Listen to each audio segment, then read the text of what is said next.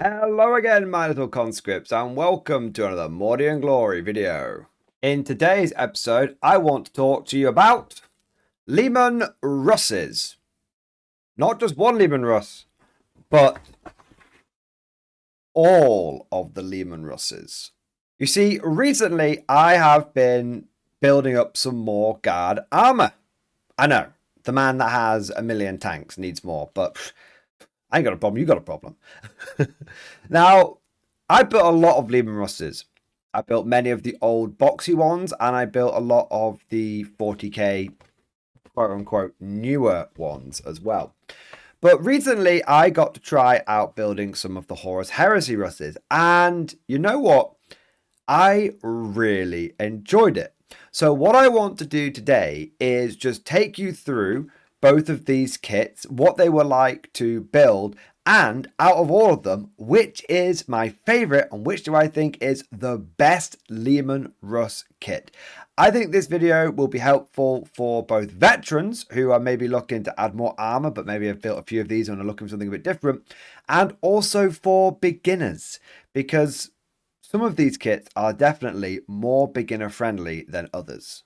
So with all of that said, let's mount up, roll out. Start your engine!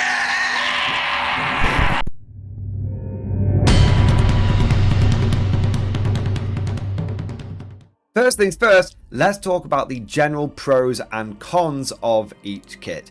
And then later on in the video, we can get into comparing and contrasting the differences between the models. Let's begin with 40k Leman Russ.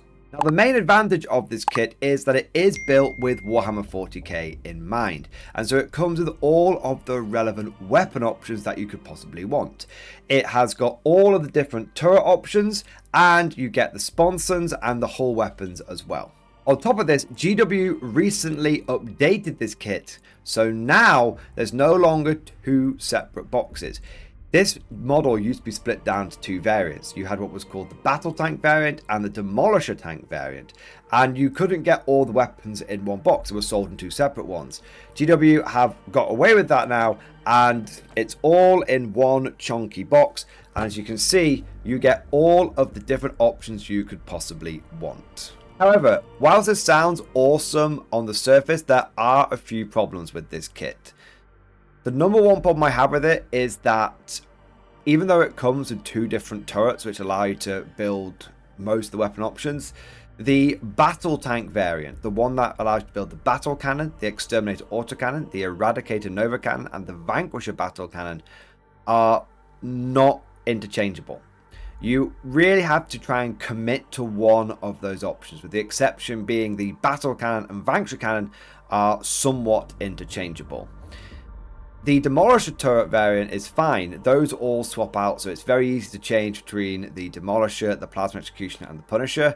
But the turret on the Battle Tank variant is, yeah, it's much more limiting.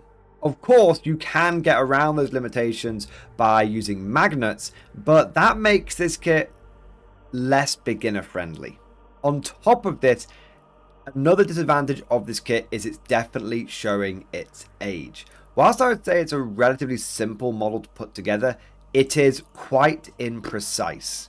The molding is a little bit cruder, a little bit rough around the edges, and at times, and I would say the biggest time I noticed this was when I was building the main body of the tank.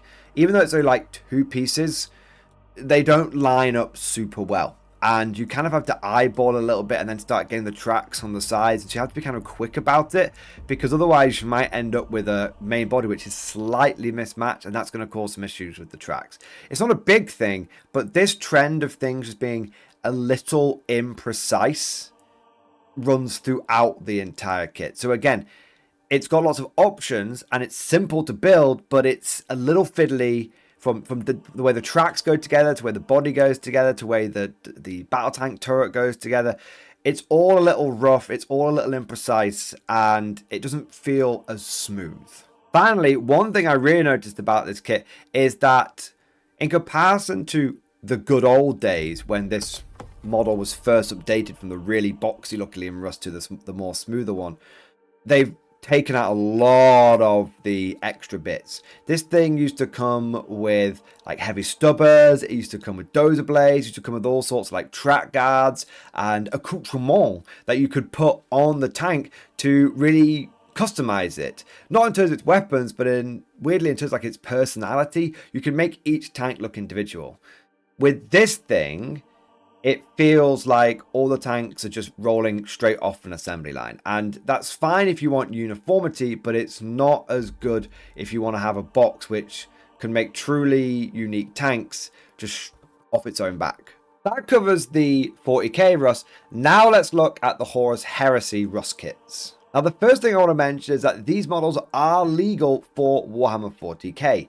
At the end of the day, they are Leman Russes, and so broadly speaking, their dimensions are the same, except for when it comes to things like sponsons, which we'll circle back round to in a moment. Now, the Leman Russ in Horus Heresy has two separate kits. You've got the strike tank and you have got the assault tank. These are broadly similar to the old Leman Russ battle tank kit and the Leman Russ Demolisher tank kit. So straight away we can see there is a bit of a disadvantage with these kits, which is that you don't get everything in one box like you do with the 40k Russ. Instead, your variants are split out across two different kits.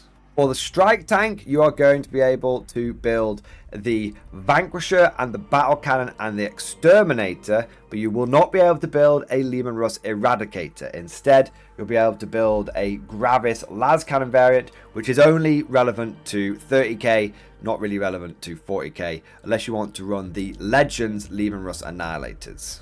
As for the assault tank kit, you will be able to build it with the Demolisher Cannon. You've also got the Executioner Plasma Cannon, but you don't have a Punisher variant. Instead, you've got a Volkite Macro Saker. Now, in my personal opinion, this Macro Saker looks very similar, and I would do this, and I don't think anyone would have any issues with doing it.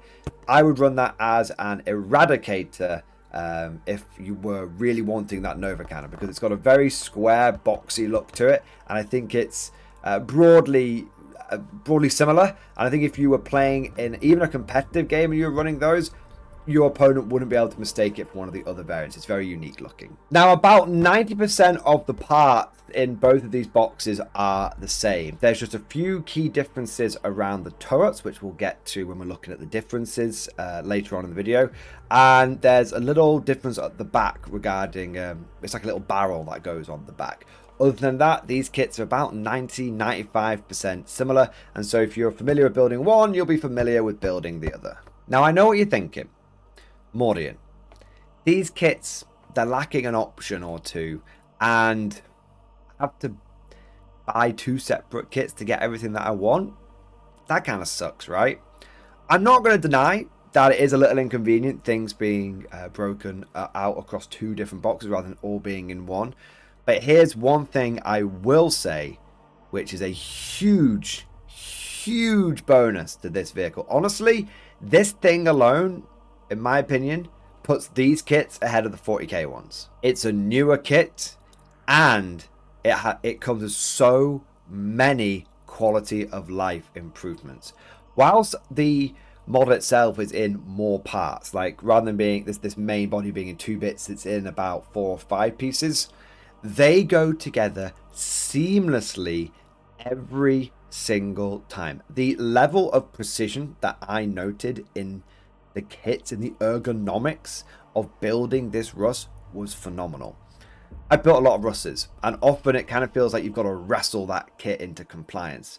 With these things, it felt like the kit was working with me. It was an actual pleasure to build them. And even though there were lots of little fiddly bits, because they all went together and because the sprues were laid out very, very sensibly. One of the big differences between newer kits and older kits is often that the newer kits, the sprues are all over the place and they're a complicated mess. Not with these things. The sprues were lovingly laid out, and what I found was that I enjoyed the process of building these. So I cannot stress this enough. The ergonomics of this kit and the quality, the small quality of life improvements and just the general precision were amazing. Oh, and another big plus with these kits is they came with loads of extra options. You've got all your heavy stubbers in here, you've got things like dozer blades, you've just got loads of little bits and bobs that allow you to really customize the tanks and make each one feel unique. So what I want to do now is put the three Leman Russes side by side and compare some of the differences between the kits. First off, let's begin by pointing out the general differences between the 30k Russes and the 40k Russ. The biggest difference here obviously is sponsons versus no sponsons. So the 30k Russes do not come with sponsons. I know a lot of you right there and then are going to be like, well, this Russ isn't for me, screw it, sack it off. Hang about. There are ways that I will show you that you can emulate the sponsons on these vehicles very, very easily. However, to give you a heads up, it will require a little bit of effort on the part of the player and the collector to emulate those sponsons. But moving on to the general vibe of the models, and you can see that the 40k Russ just looks a lot simpler, a lot smoother. There's lots of smoothness here, not much really going on back here. It's all just a lot more basic. And then you look at the 30k Russes and I don't know, it just feels like there's a lot more going on. There's more detail on the back end here. The turret just doesn't feel quite as flat. And what's really interesting is you can actually build your 30k Russes with two different style of turret hatch. Now, I want to make something clear. The square hatch here is not something you have to build on the strike tank. This being the strike tank, this being the assault tank. No. You could have... but both of these kits come with this choice of, do you want to have a square hatch or do you want to have a round hatch? So this assault tank, you can have square hatches. This strike tank, you can have round hatches. It's kind of crazy. It's a bit strange. I don't really know why they've done it. But if you like having round hatches, you can go for that. If you like having the square hatches, you can go for that. On all three of these tanks, you do get tank commanders as an extra. But if you look at the 30k tank, you get a lot more extra gubbins. Firstly, you do have the Hunter Killer Missile that comes on the side here. And secondly, you get lots of extra bit like this stowage, these little tools on the back here. These are not part of the main hull. You can actually pick between 2 or 3 different types. You also get loads of different like emblems and logos and stuff. They are sort of solar auxiliary ones, but they look very, very similar to sort of 40k ones. They're sort of reminiscent of the classic eagle here. But again, these turrets, there's just a lot more going on. You might not be able to see it very well here, but on the side, this little box here, that's a range finder. On the side of the Leman Russ 40k kit, there's just not a lot going on. So I'm not going to over-egg the pudding. I'm not going to flog a dead horse here. But long story short, this kit, it does come with sponsons, but everything else is very basic. This kit doesn't natively come with sponsons, but we can fix that. But it just feels like there's a lot more detail and there's a lot more going on. Now, one thing I want to point out here is the difference between the turrets on these kits. Now, I've only built the battle tank turret with this 40k Russ, but it does come with a second turret. But I wanted to point out that issue I was talking about with this being a lot less interchangeable. So it's because of this front plate right here. This thing here restricts which weapon you can put in. And it doesn't really exist on the Demolisher tank, on the second turret you get with the 40k Russ. So you can slot the different weapons in. But with this one, it does restrict things unless you go and choose magnets. I did say, though, that doesn't affect the... it doesn't affect the battle cannon slash vanquisher, and that's because there is this there is this bit here which does allow you to swap between the two. So the 40k Russ turret design is not as good. The 30k Russ turret design is phenomenal, very, very good. Even though the kits are split out across 2 different boxes, strike tank and assault tank, The turrets are completely interchangeable and you don't need to commit to any weapon option. You could swap out between games easy peasy. Let me show you how it works with the strike tank turret. So at the moment we have got it with the Vanquisher variant, and it actually comes with, this is meant to be an autocannon, but it looks like a heavy stubber. It actually comes with a coaxial heavy stubber inbuilt, which you could use to represent a pintle stubber. This doesn't come with that. Now, unlike the 40k Russ, which had this like gun shield at the front, we don't have this on this. And in fact, all you need to do is just not glue this side piece in here, and then you can swap between weapon choices. So right now we have the Vanquisher. You know what? Let's go for a battle cannon. So what we do is we line up the grooves with the grooves. We put these in here, and it takes a little. You might have to wiggle it about a bit. We might get it first time if we're lucky, but there we go. 1 minute. It's definitely there. We go. Had a nice little snap there, and now that one is in, and we've got a battle cannon turret. Oh, we want to go for an exterminator. That's not a problem because we can get the exterminator bits. Let's slot those in and then get it on the side like we did before. Get that lined up, and voila, we now have an exterminator turret. And that is without a single magnet. That is just using the what is essentially the pressure of these grooves. So you see it's got these grooves here and here, and then on this side you've got the teeth. There and there you've got the teeth. That's all that keeps it in. Now, full disclosure here, when you are building them and they're unpainted like this, you will find that that side can fall off relatively easily. Look, that just fell out right then because I didn't have it in enough. So let me show you that again, because it sort of did it a little bit. It fell out so easily that I didn't even get a chance to show you. Don't worry, I have a solution for this. I don't want you guys panicking. But if we get this on the side again, so get that groove lined up there. Get the side piece. Like I said, it does take. I was very fortunate that I got it in first time last time. Now, so we've got that locked in. Now, if I let go, it's fine. But if I give it a little shake, it's going to fall apart. Don't panic.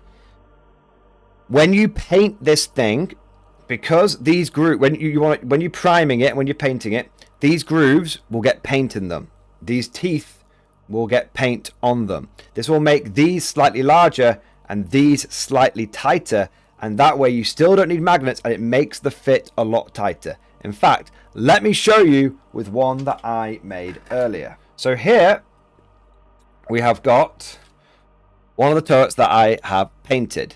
And so what we're going to do is we're going to put the Vanquisher in there. We're going to get our side piece. We're going to put it on the side here. Again, give it a second to look. Now, already I can feel that being a lot tighter. There we go. And now we do the shake test and we're all good. It's not going to fall apart. And I have used this in game, no magnets, just using the fact that the paint basically makes the teeth and the grooves just a little bit tighter together. And I've used it with a full game, multiple games now actually, and it hasn't fallen apart. So one of the biggest advantages of the 40k kit is that it comes with all of the turrets, but some of those, this biggest disadvantage is that some of those turrets are a bit restrictive in terms of what you can actually end up using. You have to kind of commit to some unless you're willing to use magnets, which makes it less beginner friendly.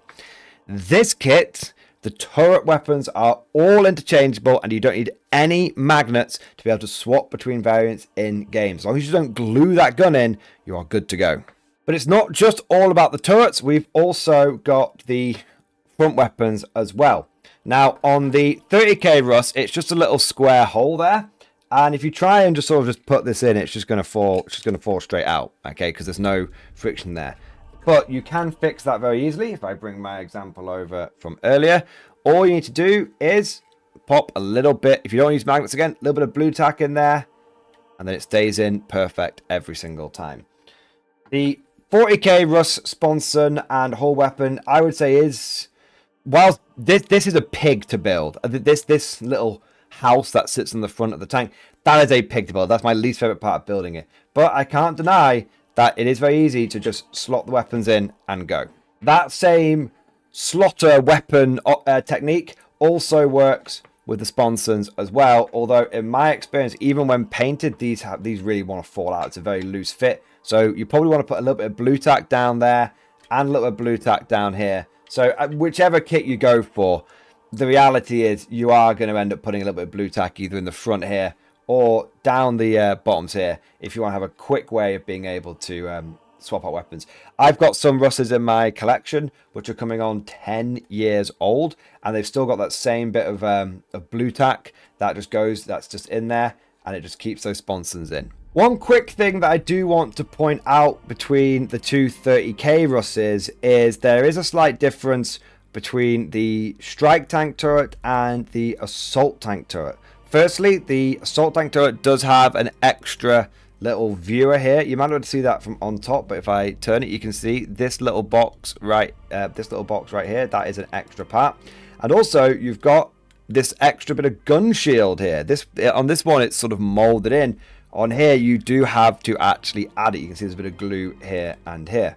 But it does not interfere with being able to swap the weapons between the turrets. And also, weirdly, it actually makes it a bit more of a tighter fit when it comes to these weapons. You can see this one really doesn't want to come out, but it will come out if you just wiggle it a little bit. So this turret, this little flap here, it actually makes it a tighter fit. And even without the paint, I do tend to find that the weapons and the side want to stay on with this turret. So assault tank turret's a little bit tighter, but both of them absolutely fine. No risk of the side panels falling off once you've painted them up, and those tongue and grooves, those teeth and grooves have tightened up a little bit there. One thing I do want to point out that some of you may have noticed is these little veins on the side of the tank, these little mounting points, as it were. Those are not normally there. That's something that I have added on, and I will show you why they're there in a moment. But I don't want any of you thinking, why the hell has it got these weird bits on the side of it? Those are not normally there. So normally the side is just without those, just with the two doors on the sides. Now, I did mention that there was a way to emulate sponsons on the 30k tanks, and it's actually very easy. You see, the 30k tank comes with 3 different pintle mounted weapons. You've got a pintle stubber, you've got a pintle heavy flamer, and a pintle multi-laser. And it's actually very easy to convert one or all of those pintles over to being a pseudo sponson. What I did here, for example, is because I know I'm going to be using the Vanquishers and those things have got heavy stubbers on the sides of them, I figured I didn't need a pintle heavy stubber. So what I did is I actually took the pintle heavy stubber and I cut the stubber bit off and I glued this heavy bolt on the front.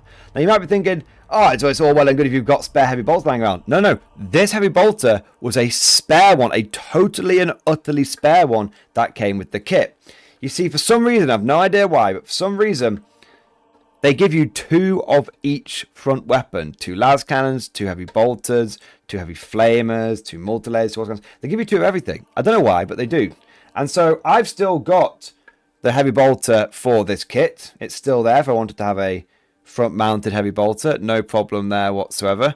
And I've still got the las cannons and stuff from it. Not a problem. There you go. But instead, I got the spare heavy bolter, converted it into essentially a pintle-mounted heavy bolter. And you see you've got this line here. Again, it's a little bit better when it's painted. It just slots on a bit better, but it still should go on there, no problems. It'll be a nice tight fit. And so now I've got if we take this turret off, now I've got a pintle mounted heavy bolter. And that can represent your sponsons. So you've got because you've got a heavy bolter on it. So you'd have a las cannon sticking out front, you'd have the main gun up here, and then you would have the heavy bolter sponsons on the side there. Now, if you had some spare melter gun parts, you could convert the heavy flamer over, or you could use the heavy flamer, the pintle mounted heavy flamer as a heavy flamer sponson. And if you had some spare plasma gun parts, you could very easily convert the multi-laser one over to a pintle mounted plasma cannon. In fact, I've actually done that for the tank you saw earlier, the painted one, and I've done it with spare multi-melter parts. And so if you raid your bits box, what I'm saying is it's easy to turn these spare pintle mounts into pseudo sponsons. Now, of course, whilst that might get you a visible heavy weapon for your opponent to see, and so they know that is present on the tank, there is one thing it doesn't fix, which is the width of the vehicle. If we look here, we can see that the Leman Russ with sponsons on it is a much wider vehicle. Now, there's two things you can do to fix this. Firstly, you could just be a gentleman. You could just be a good sport, and you could just play your vehicle as if it was an extra inch wider on each side, because these are about 1 inch wide. Okay, so when you're at a tournament, and if there's a gap that you want to try and squeeze your tank through, if this version could fit through, but this version couldn't, and you were running this version at the tournament, you would just say it can't fit through, because it should be 2 inches wider. Or if you choose not to run sponsons, then you could fit through that gap, but you want to take the sponsons.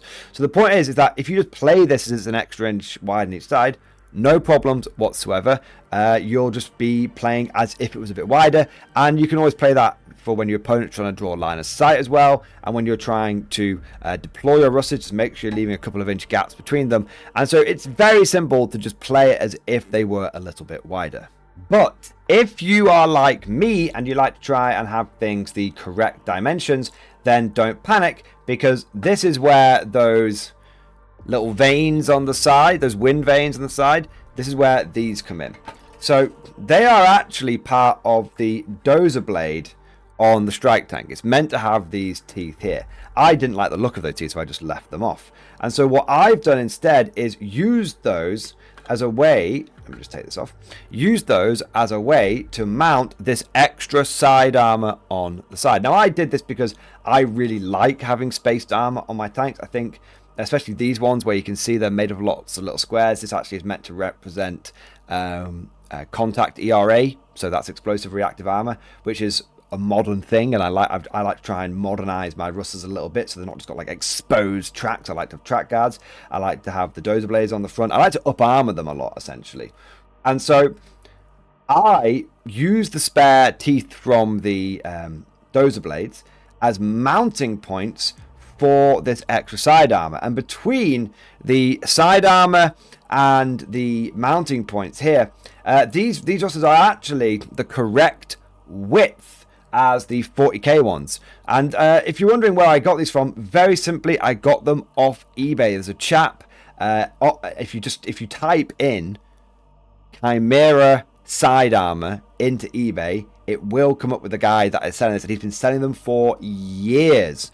They come in pairs like this. I've obviously primed these ones, and they're designed for chimeras, but as you can see, I have found they work very, very good as spaced armor on all Imperial vehicles, and I've started adding these on, and they're relatively affordable. It's only a couple of pounds for each one, so it's like about $5 for the pair. And considering that you can get like Leman Russes for a good discount these days, you can find them at discount retailers for like 25% off if you like Element Games, for example.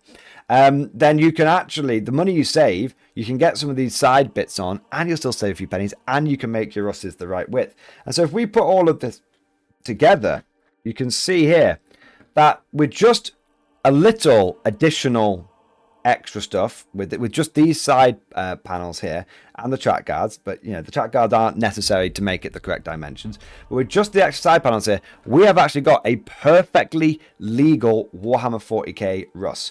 We have got a Russ that has a Vanquisher cannon, it has a heavy stubber, it has a lance cannon in the front, it has got the heavy bolter sponsons on it as well. It has got the Hunter Killer Missile, and it is the right shape and dimensions. And so this Vanquisher right here would be totally and utterly 40k tournament legal. And yet we are not using the old 40k kit, which is just a little bit basic for my liking these days. I do like to try and upgrade them a little bit. We have got a model which, in my opinion, looks striking, and it looks different, it looks unique, and is the right size and shape for tournament play as well. Oh, one thing that I almost forgot to mention is there is actually another difference between the 30k assault tank and the 30k strike tank. It is this barrel on the back. For some reason, they don't give you this barrel on the assault tank. And personally, I do think that the tank looks worse off without it. So out of these two, I do prefer the strike tank. A, because I love Vanquisher cannons, and B, because I think this barrel just add something and it looks like there's something missing there without it. So with all of that said, which Leman Russ is the best? Which Leman Russ is my favorite? Well, it's a very subjective question, isn't it? Oh, Mordian, you're sitting on the fence. Well, I am sitting on the fence a little bit. I would say that my personal favorite out of all three of these kits, my personal favorite would be the Leman Russ Strike Tank kit. Okay, this is my personal favorite. A, I found the kit a pleasure to build. B, like I said, it's not missing that barrel on the back as well. And C, I found it just more detailed, more interesting.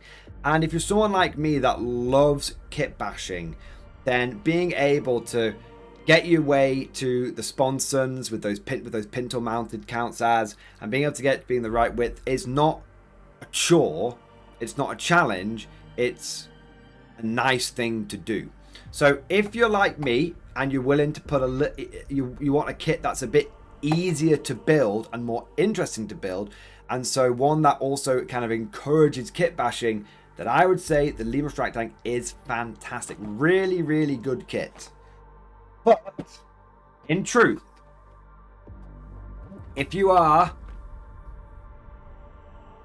someone who doesn't want to do a lot of kit bashing, and if you are someone that wants to make sure that you have, I think, the best bang for bucks, you're getting most of your weapon options in here. Sure, the Vanquisher, Battle Cannon, Eradicator, Exterminate thing's a bit of a pisser. But if you're someone that just wants straightforward kit and you just build it and it's simple and it's done, this one. However, as crazy as this sounds, I would say both are...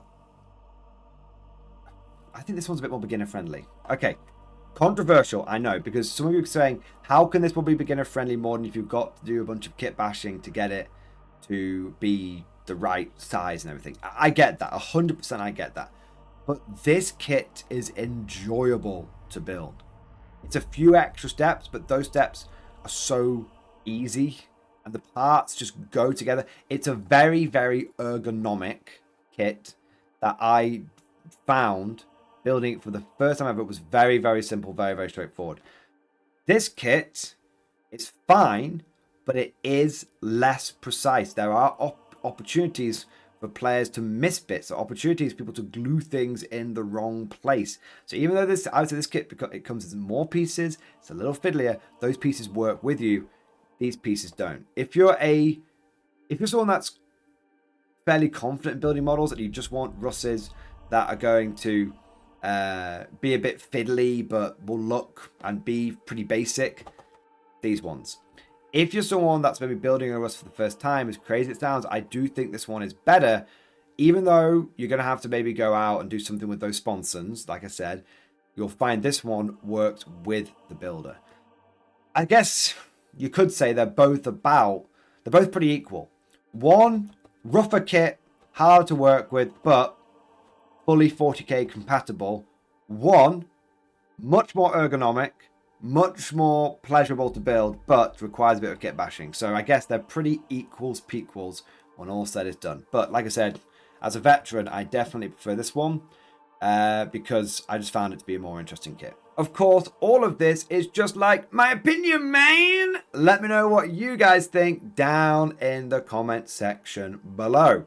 Which of the Leman Russ kits is your favorite? Are you a solid 40k man? Or have you been trying out those 30k Russes, and what has been your experience of them?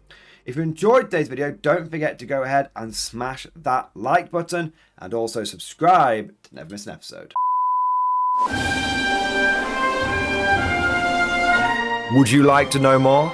If so, then please consider becoming a channel member or patron. By supporting the channel, not only will you be doing your part, but you'll also be helping me create more content for your viewing pleasure and unlocking a whole host of perks. You get everything from a badge next to your name, custom emojis, but the big one is access to the Mordian Glory Discord server, an online community with almost 2,500 active members.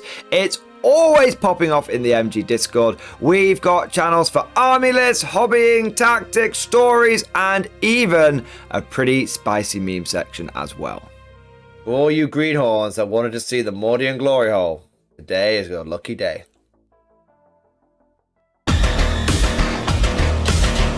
And joking aside, I do want to say a massive thank you to all of the current channel members and Patreons. You guys are amazing. Truly the lifeblood of the channel. I could not do Mordian Glory full-time without the incredible and generous support of my members. So thank you guys so much. And last but certainly not least, I want to say a personal thank you to all of my top tier Patreons. These are the War Masters, the people who have truly gone above and beyond the call of duty. So a heartfelt thank you to Alex Dengal, Bon Vert, Lord Pryor, Mark Panconi, RJ Scorpion, Swordfish Trombone, Try Again Bragg, John Stubbs, Nick Walsh, Diesel Fox, and August Barney. Seriously guys, thank you from the bottom of my heart. Your support is incredible and it makes a huge difference. Thank you so much. That's all for now. Hope you've all enjoyed today's video, and of course, as always, see you guys next time.